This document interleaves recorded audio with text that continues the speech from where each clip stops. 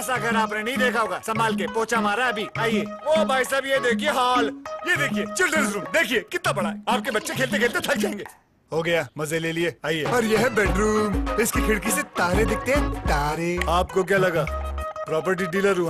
अरे आपको अपना घर दिखा रहा था। Pearls infrastructure. हम जानते हैं कि घर अरमान, उम्मीदों और सपनों का बना होता है, तभी तो हम घर बनाते हैं, जिंदगियां बनाते हैं। अक्षय बाथरूम कब धोगे? आज संडे है ना। सगों से भी सगा है तू, अपना परिवार है। आज और कल दोनों हमने तेरे साथ देखे हैं। तू चले जब साथ तो खुशी के ठिकाने मिलते हैं। वन टच पावर स्टार्ट, शानदार माइलेज वाला APDV इंजन जो दुनिया की नंबर 1 बाइक चुने, यही कहे। सगों से भी सगा है। हीरो स्प्लेंडर, लगे ऐसा फैमिली जैसा।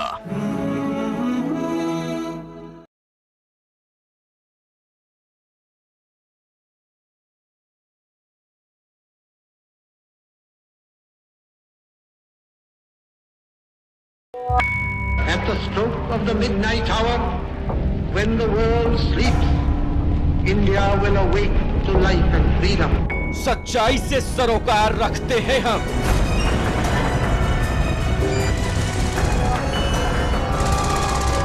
हर खबर को खबर में जिंदा रखते हैं हम। हर मुद्दे पर समय से लड़ते हैं हम।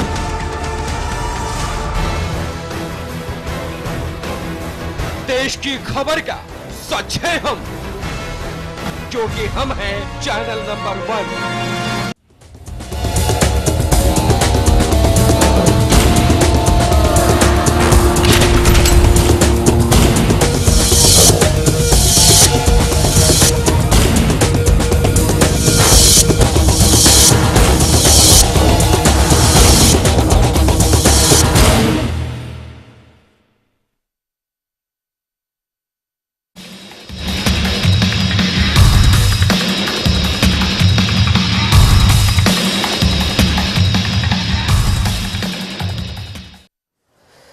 नमस्कार, हमारी खास पेशकश में आपका स्वागत है। मैं हूं आपके साथ राजीव सिंह। आप देख रहे हैं हमारी खास पेशकश यूपी स्पेशल में, जिसमें आज हम बात कर रहे हैं मुजफ्फरनगर के बिगड़ते हालात की।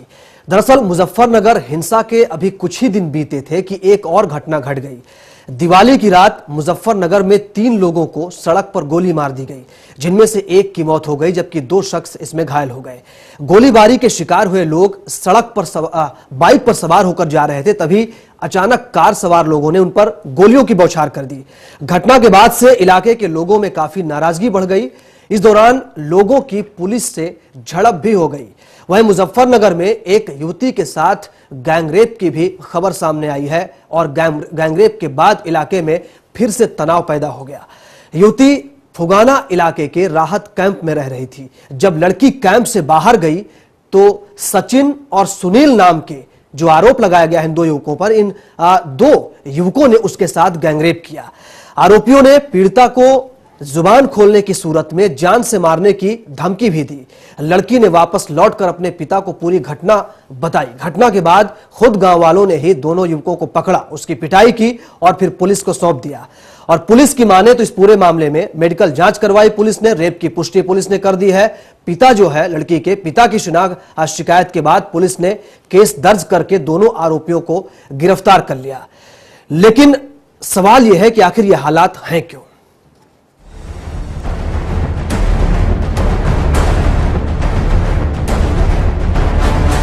मुजफ्फरनगर हिंसा के बाद प्रदेश सरकार सवालों के कटघरे में खड़ी नजर आ रही है। जहां प्रदेश सरकार चौतरफा आलोचनाएं झेल रही है, वहीं उत्तर प्रदेश के मुजफ्फरनगर में राहत कैंप में रह रही एक लड़की के साथ गैंगरेप ने प्रदेश सरकार को शर्मसार कर दिया है। दरअसल युवती अपने परिवार के साथ फुगाना इलाके के राहत कैंप में रह रही थी। मुजफ्फरनगर में युवती के साथ हुए गैंगरेप से इलाके में फिर तनाव पैदा हो गया है। जब लड़की कैंप से बाहर गई तो सचिन और सुनील नाम के 2 युवकों ने युवती से गैंगरेप किया। आरोपियों ने पीड़िता को जुबान खोलने की सूरत में जान से मारने की धमकी भी दी। लड़कियों ने वापस लौटकर अपने पिता को पूरी घटना बताई। घटना के बाद खुद गांव वालों ने ही दोनों युवकों को पकड़कर उनकी पिटाई की और फिर पुलिस को सौंप दिया। पुलिस के मुताबिक मेडिकल जांच में रेप की पुष्टि हुई है। पिता की शिकायत के बाद पुलिस ने केस दर्ज कर दोनों आरोपियों को गिरफ्तार कर लिया है। पुलिस के मुताबिक मेडिकल जांच में रेप की पुष्टि हुई है। पुलिस ने दोनों आरोपियों को हिरासत में ले लिया है। घटना के बाद से इलाके में माहौल गर्मा गया है। गौरतलब है कि सितंबर में मुजफ्फरनगर जिले में हुए दंगों में 60 लोग मारे गए थे और इसके बाद से हजारों लोग राहत कैंप में रह रहे हैं। इस घटना से जिले में तनाव का माहौल है। दरअसल मुजफ्फरनगर रुड़की रोड पर बाइक पर सवार 3 युवकों पर जानलेवा हमला किया गया है। बाइक सवार 3 युवकों को पहले अज्ञात कार सवार युवकों ने ओवरटेक किया और फिर गोलियां बरसानी शुरू कर दी। हमले में एक युवक की मौके पर ही मौत हो गई। वहीं बाइक सवार युवकों में एक की हालत गंभीर बनी हुई है, जिसके चलते युवक को मेरठ रेफर कर दिया गया है। वहीं हादसे से इलाके में दहशत का माहौल बना हुआ है। बाइक से आ रहे थे हम, एक कार आई, 3 लोग थे हम। एक कार आई, उसने टक्कर मारी हमें, हम गिर पड़े। फिर कुछ लोग फायरिंग करते हुए आए, बस मैं जान बचा के भागा। मेरे भी लगा कुछ, पता नहीं कैसा, मुझे ऐसा लगा जैसे मेरे भी गोली लगी और बस फिर मैं खेत में जाके छुप गया। लोकसभा चुनाव को लेकर राजनीति तूल पकड़ने लगी है। सियासी पार्टियां जमकर प्रदेश सरकार पर सियासी तीर बरसाती नजर आ रही हैं।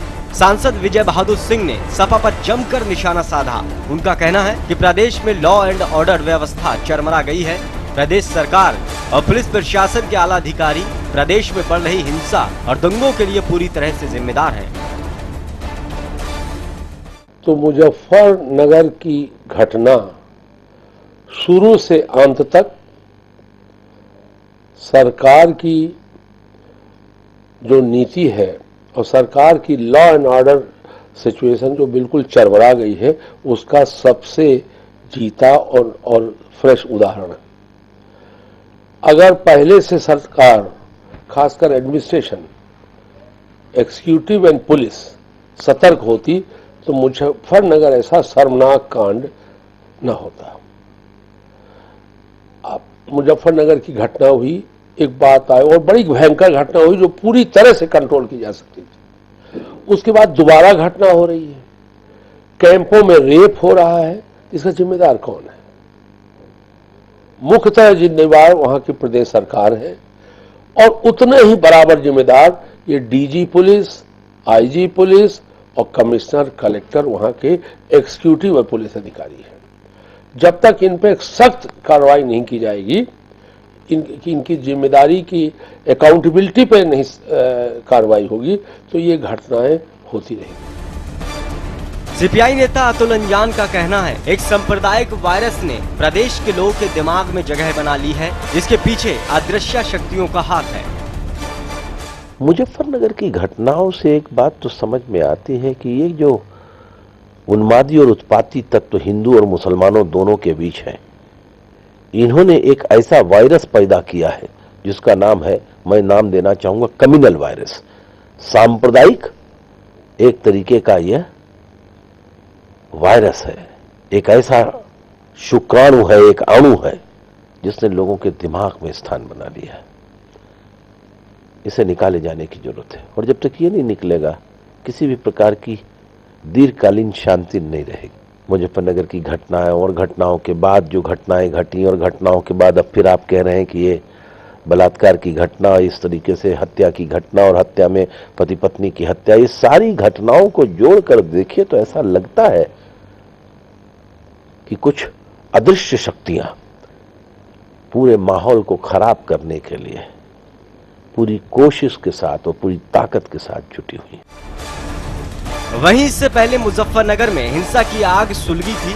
घटना भोरा कलां की थी, जहां एक किसान खेत में काम कर रहा था। उसी दौरान अज्ञात हमलावरों ने हमला कर दिया। गांव के लोगों और पीएसी फोर्स से घेराबंदी कर 3 हमलावरों की हत्या कर दी। क्षेत्र में उपजे तनाव को देखते हुए मेरठ आईजी ने इलाके में फोर्स तैनात कर दी थी। अब सवाल ये उठता है कि क्या यूपी में कानून व्यवस्था चौपट हो गई है? ये सवाल इसलिए क्योंकि 1 महीने पहले मुजफ्फरनगर दंगों की आग से लहूलुहान हुआ था। दंगों पर सियासत भी हुई और एक बार फिर हिंसा की लपटें उठी हैं।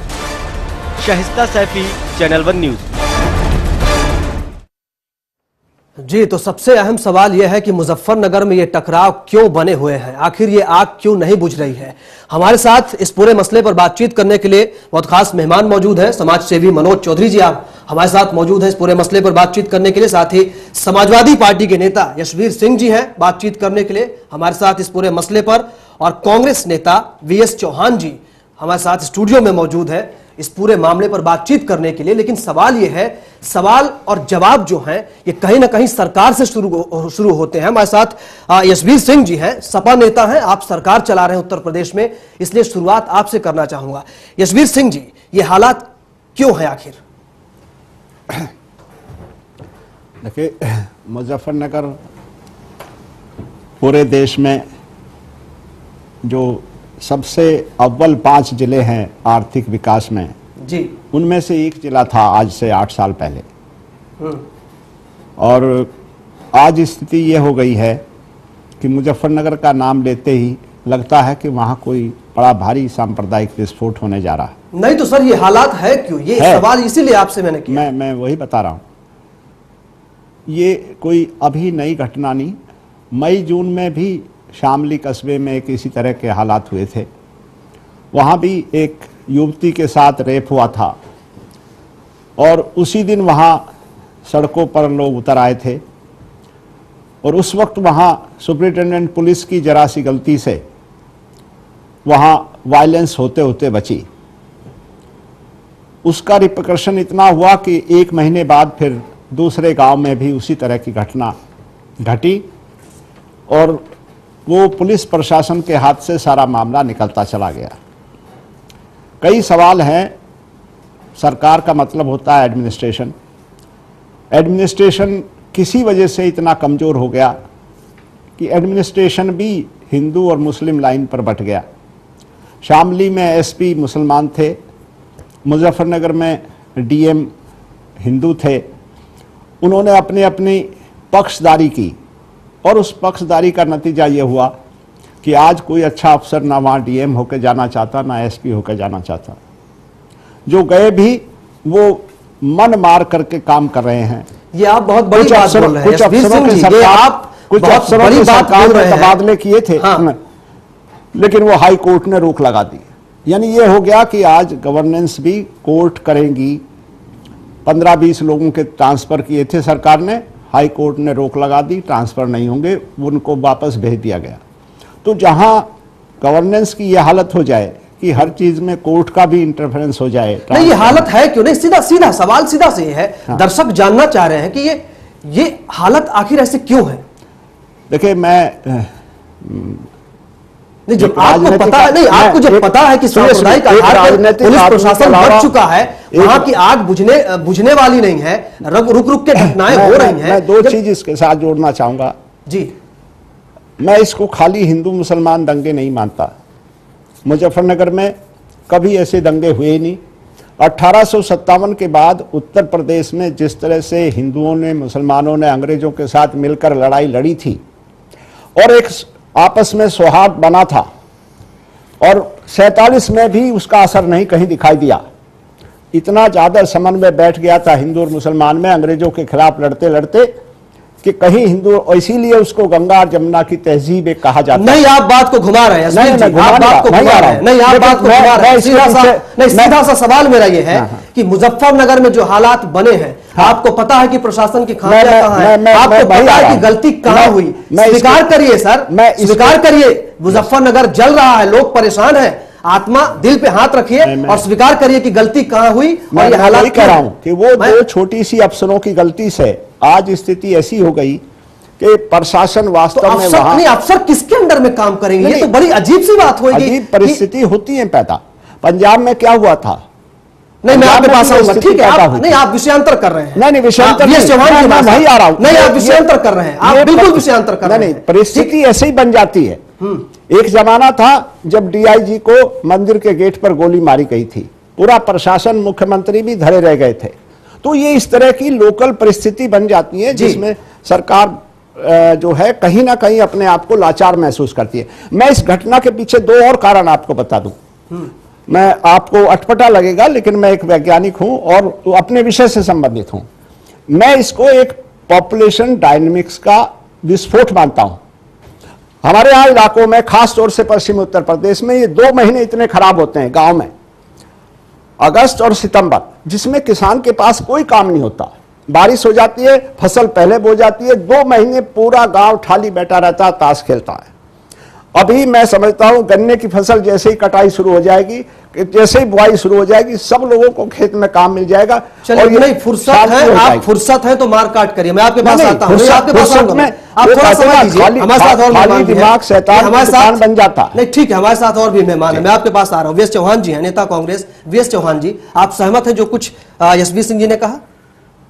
नहीं, यशवीर सिंह जी बहुत ही पुराने नेता हैं और वैज्ञानिक हैं जो बताए, लेकिन इसमें बड़ी सीधी बात है, वो कहना नहीं चाह रहे हैं, वो सपा से जुड़े हुए हैं जी, और वो इस मंच से ये कैसे कहें, ये इसमें एब्सोल्युटली एडमिनिस्ट्रेशन फेलियर है और उसका रीजन जो भी रहा हो, और पॉलिटिकल इंटरफेरेंस, वो सबको पता है किस नेता के कहने से वहां पे पॉलिटिकल इंटरफेरेंस हुआ है।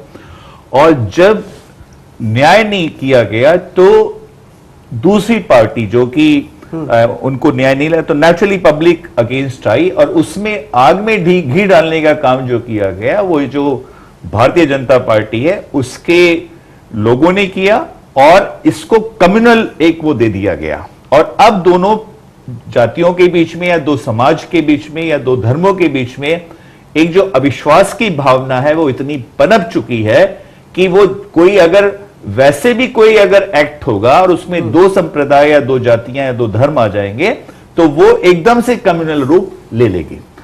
इनिशियल स्टेज में डेफिनेटली एडमिनिस्ट्रेशन में इंटरफेरेंस हुआ, पॉलिटिकल इंटरफेरेंस हुआ, और जो कवाल कांड हुआ था जिसमें पहले एक को एक वजह से गोली मारी गई, उसके बाद भीड़ ने जिस तरह से 2 लोगों को घेर के मारा, और उसके बाद उन लोगों को जी पुलिस ने कोई एक्शन नहीं लिया, रादर छोड़ दिया, तो उससे जो बाकी जो दूसरी जाति थी या जो दूसरे धर्म के लोग थे उसमें नेचुरली आक्रोश होना था।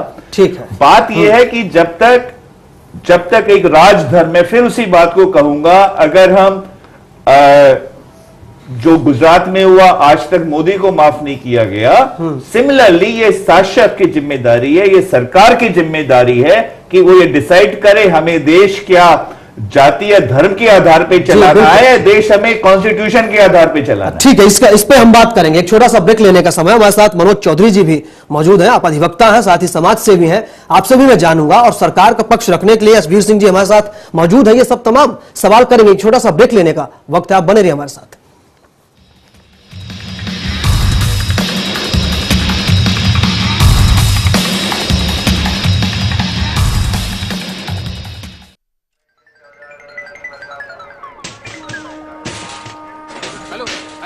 टूट नहीं रहा क्या? अरे तोड़ कौन रहा है यार? 1 रुपया फंस गया मेरा। तोड़ना यार, 1 ही रुपया तो है। अच्छा 1 ही रुपया है, चल तू दे दे दे। मनुष्य को गुस्सा क्यों आता है? ये क्या है? बाबा जी का वीडियो 1 ही रुपए का है। देखो वीडियोस 1 रुपए में। 52010 पे कॉल करो, क्लिक करो, चूज करो, एंजॉय करो। 1 रुपए में शांति। सगों से भी सगा है तू, अपना परिवार है। आज और कल दोनों हमने तेरे साथ देखे हैं। तू चले जब साथ तो खुशी के ठिकाने मिलते हैं। वन टच पावर स्टार्ट, शानदार माइलेज वाला APDV इंजन जो दुनिया की नंबर 1 बाइक चुने, यही कहे। सगों से भी सगा है। हीरो स्प्लेंडर, लगे ऐसा फैमिली जैसा।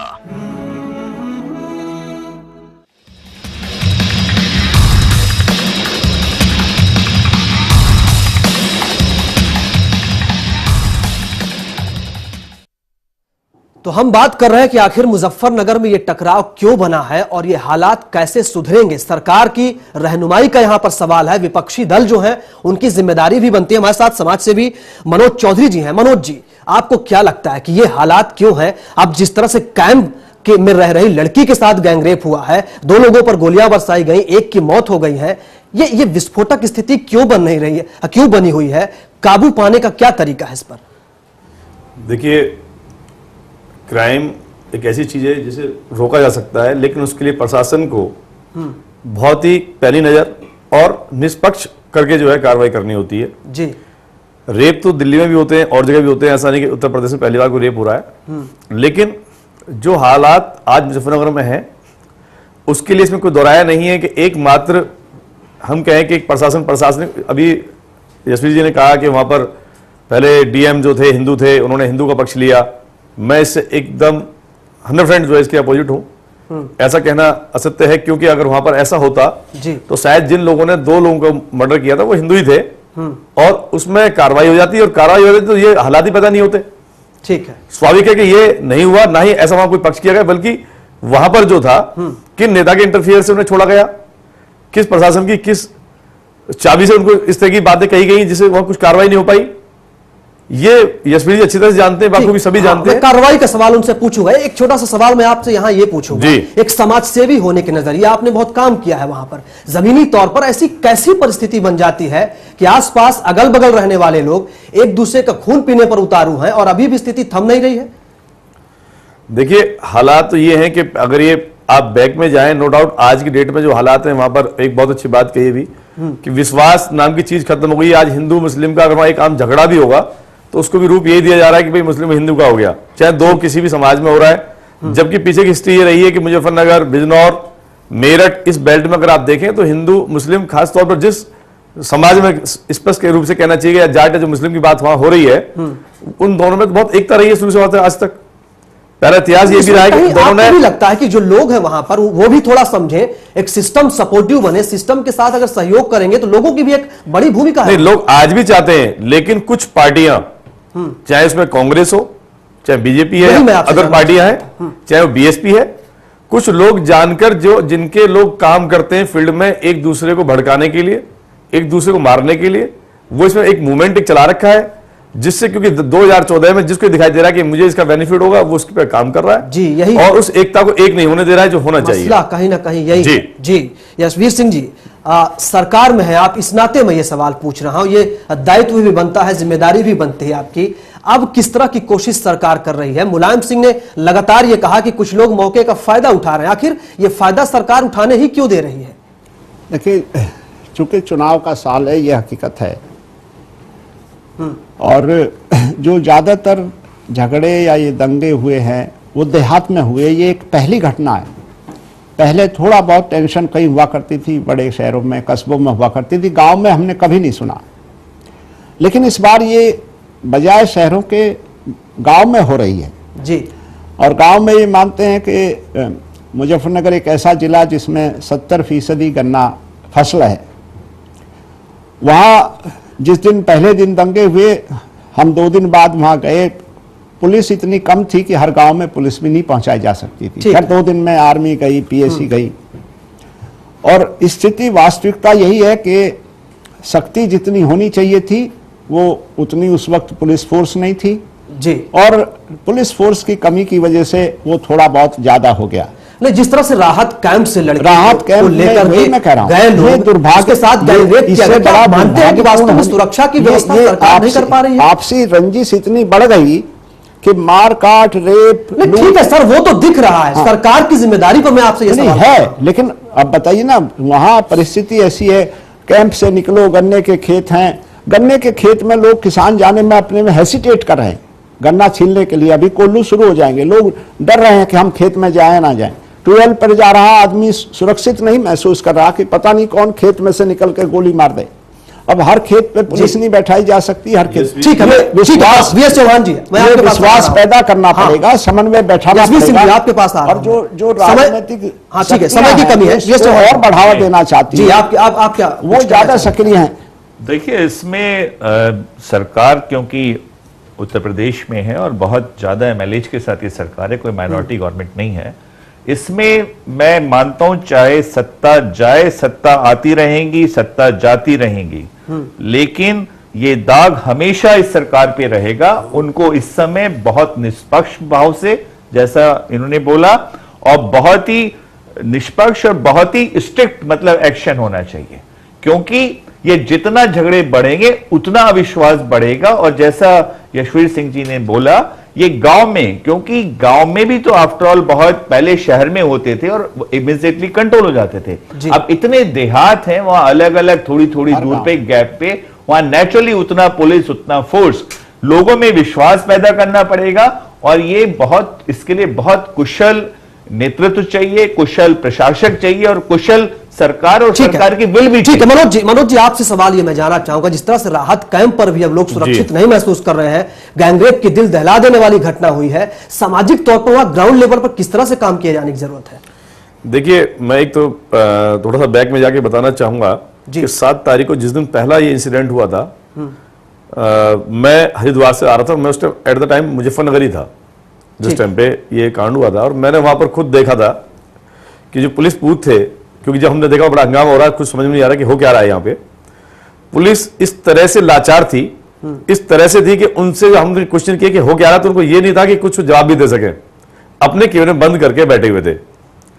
अगर जिस देश में, जिस प्रदेश में, जिस स्टेट में कहो या जिस जिले में कहो आप, अगर एक प्रशासनिक अधिकारी इस तरह का रूप अपनाएंगे तो वहां पर क्राइम तो कोई रोक नहीं पाएगा। क्राइम को रोकने के लिए देखिए हम लोग भी वहां जाते हैं, सारी बात है, लेकिन हमारे हाथ में या एक जनरल आदमी के हाथ में कुछ है नहीं। एज ए लॉयर भी एक चीज बताऊंगा आपको मैं कि देखिए, प्रशासन जब तक एक स्ट्रिक्ट किसी के खिलाफ कोई एक्शन नहीं लेता है, जब तक क्राइम कंट्रोल नहीं होता, चाहे कहीं पर भी हो। जी यशवीर सिंह जी, फाइनल कमेंट्स आपसे जानना चाहूंगा आखिर में कि क्या जब आपकी सुपर मेजोरिटी के साथ आप सरकार में आए हैं, बहुमत के साथ सरकार में है, फ्री हैंड होकर जो एक्शन लेना चाहिए था वो लिया आपने या कमी रह गई? देखिए, एक्शन लिया, डीएम का 1 दिन बाद ट्रांसफर किया, एसपी का 2 दिन बाद ट्रांसफर किया, नए अफसर भेजे गए। उसके अलावा जिन अफसरों ने इसमें अपनी लापरवाही बरती, जिन्होंने टाइम पर एक्शन नहीं लिया, उनके ट्रांसफर हुए, उनके हाई कोर्ट से स्टे हो गए। तो कहीं ना कहीं ये तो एक मैसेज गलत गया कि भाई जो सर, एक कहना चाहूंगा कि लेकिन जिन नेताओं के डायरेक्शन पे काम हुआ था, उनके अगेंस्ट क्या कार्रवाई हुई आज तक? नहीं, उनके खिलाफ क्यों नहीं कोई कार्रवाई हुई? एक चीज मैं भी बोलना चाहूंगा, उसका समय की कमी है, समय की कमी है, उसका कोई प्रूफ नहीं मिला कि किसी ऊपर के नेता ने कोई डायरेक्टिव दिया। इसमें आप शायद उसको वो ले रहे हैं, बट जब जब एग्जीक्यूटिव वीक होगी, जब जब लेजिस्लेटिव वीक होगी, तब तब कोर्ट्स टेक ओवर कर लेंगे। ये हमेशा का प्रिंसिपल है। अगर एग्जीक्यूटिव स्ट्रांग है, लेजिस्लेटिव स्ट्रांग है, कोर्ट्स अपना रोल अलग प्ले करेंगे। लेकिन जब जब ये वीक होगा, और इसमें मैं बड़ा क्लियर है, ये हालात बनेंगे। बिल्कुल समय की कमी है, हम चीजों को बहुत घुमा रहे हैं। समय की कमी है। आप सभी मेहमानों का बहुत शुक्रिया, मनोज चौधरी जी, यशवीर जी, वीएस चौहान जी, आप सभी का बहुत शुक्रिया हमसे बातचीत करने के लिए। लेकिन ये सवाल है सरकार की रहनुमाई का, जो हालात हैं वो हैं, लेकिन वो बदतर हो रहे हैं, वो क्यों सुधर नहीं रहे हैं? सरकार जब बहुमत में है तो फ्री हैंड होकर कोई एक्शन क्यों नहीं ले रही है? यही सवाल है और जवाब भी सरकार के पास भी है। आप सभी का बहुत शुक्रिया हमारे साथ बने रहने के लिए। खास फिर कस्म इतना ही।